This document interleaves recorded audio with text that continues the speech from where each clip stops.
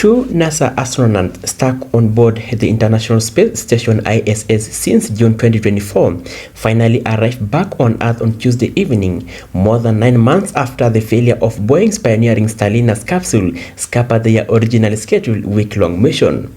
A SpaceX Dragon capsule containing 4 astronauts, including Starliner's test pilots Sunita Williams and Barry Burch, splashed down the Gulf of Mexico off the coast of Tajalín at 5:57 p.m. after a 17-hour descent.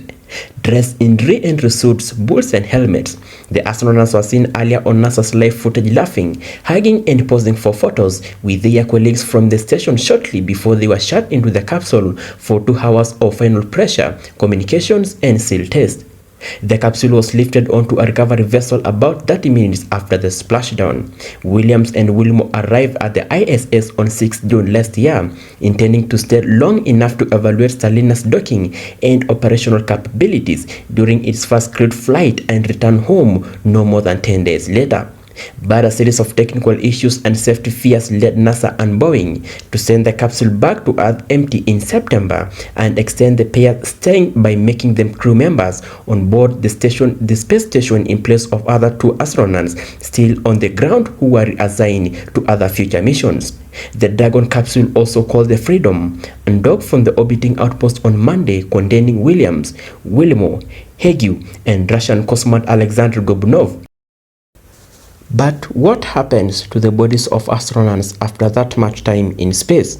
Former NASA astronaut Jack Fisher joined the morning edition to discuss his experience after an extended stay at the International Space Station from April to September in 2017 and his return back to Earth. Fisher's mission was 136 days long. We've had opportunities to do all sorts of science, spacewalks.